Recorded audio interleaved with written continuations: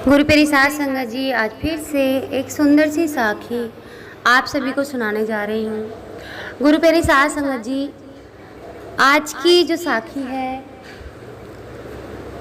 वो हम सब के लिए बहुत ज़रूरी है, क्योंकि हम सब अपने मन की शांति ढूंढ रहे हैं। गरीब इंसान है वो भी सुखी नहीं है, अमीर इंसान है वो भी सुखी नहीं है।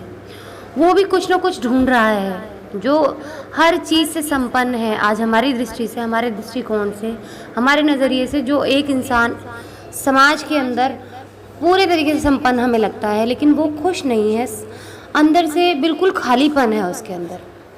वो भी ना जाने दुनिया में क्या ढूंढ रहा है। तो जो हम सब ढूंढ रहे हैं वो है मन की शांति।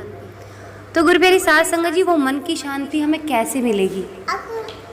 सब कुछ पाके भी हम बिल्कुल ऐसे रहते हैं कि जैसे हमें कुछ भी, अभी भी हमारे जीवन में कुछ ना कुछ अधूरापन है। तो आइए गुरु प्यारी साध संगत जी, सुनते हैं आज की ये सुंदर सी साखी। उस अधूरेपन को हम कैसे पूरा कर सकते हैं, आज की साखी हमें सिखाएगी।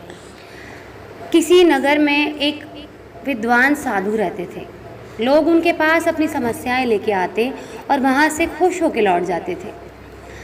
एक दिन एक सेठ साधु के पास आए और बोले, महाराज, मेरे पास सब कुछ है, फिर भी मन शांत नहीं रहता, मैं करूं तो क्या करूं? साधु कुछ नहीं बोला और उठ के चल दिया।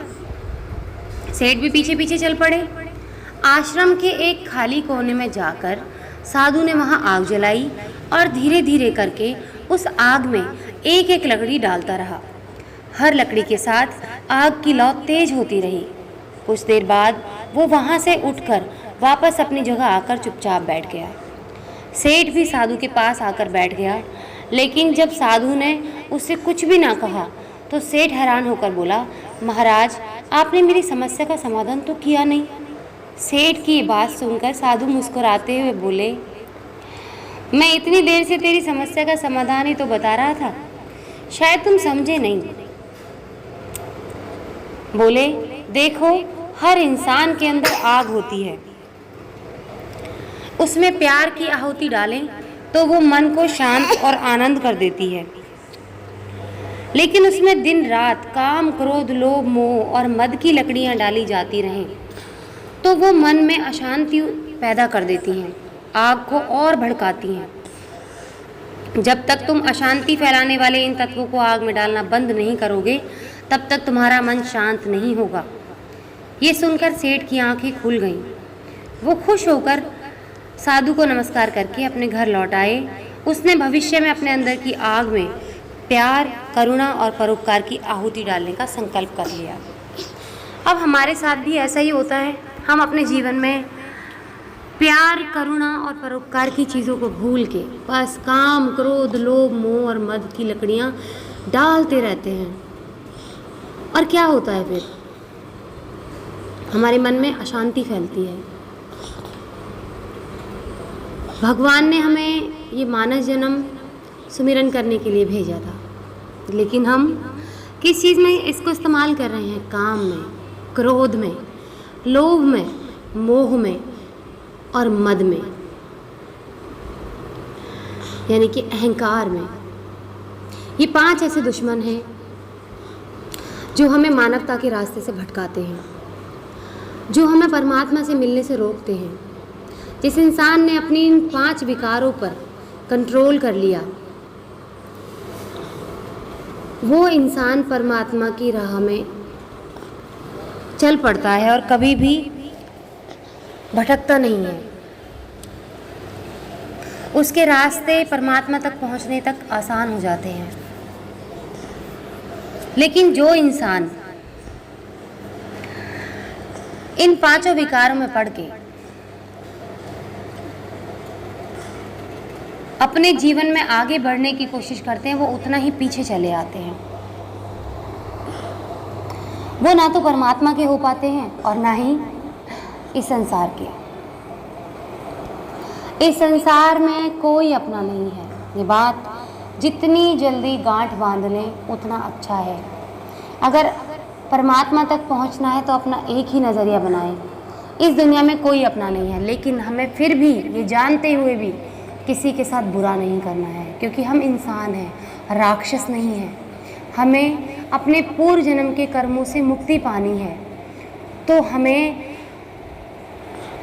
एक ही रास्ता भगवान ने दिया है, परोपकार का, सेवा का रास्ता।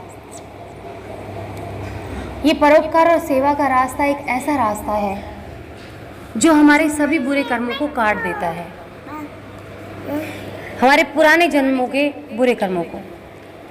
अब यहाँ पर मैं ये स्पष्ट कर देना चाहती हूँ, कहीं कोई इंसान ये सोचे कि इस जन्म में वो सेवा करता रहेगा और पाप करता रहेगा और इसके पाप करते रहेंगे सेवा करने से, तो ऐसा नहीं होगा। और अगर किसी इंसान के अच्छे दिन कट रहे हैं ना ऐसा करके, तो वो सोच लीजिए उसके पूर्व जन्म के अच्छे कर्म हैं जो उसको अभी तक संभाले हुए हैं। लेकिन जिस दिन उसके पैरों से पूर्व जन्म के अच्छे कर्मों की ज़मीन निकलेगी ना, तो वो सीधा मुंह के बल गिरेगा, ना वो ज़मीन का रहेगा ना आसमां का। तो गुरु प्यारे साध संगत जी, अगर अपने मन की शांति ढूंढनी है तो अपने भीतर से 5 विकारों को निकाल दो, अपने मन के बर्तन पर जमी मैल को उतार दो, मांज दो उसे घिस घिस के। अपने घर के खाने वाले बर्तनों को जिस तरह से घिस देते हो ना, जैसे आप गंदगी में खाना नहीं खा सकते, वैसे ही गंदे मन से सुमिरन नहीं हो सकता, अच्छे काम नहीं हो सकते, अच्छे विचार वहाँ पर पनप नहीं सकते। जब तक वो बुराई की चिकनाहट वहाँ से नहीं उतरेगी, तब तक अच्छाई की चमक वहाँ पर नहीं चढ़ेगी।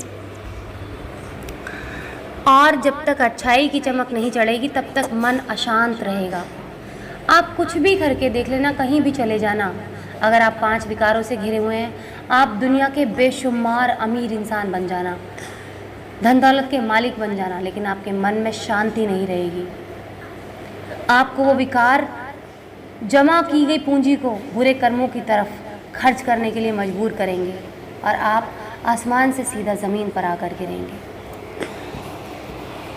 तो अगर परमात्मा तक पहुंचना है तो अपने अंदर के विकारों को हटा दो, और जिस दिन वो विकार हट जाएंगे तो आप सुमिरन अच्छे से कर पाएंगे, और सुमिरन अच्छे से कर पाएंगे तो सेवा अच्छे से कर पाएंगे, और जो मन की शांति है वो अपने आप आपको मिल जाएगी।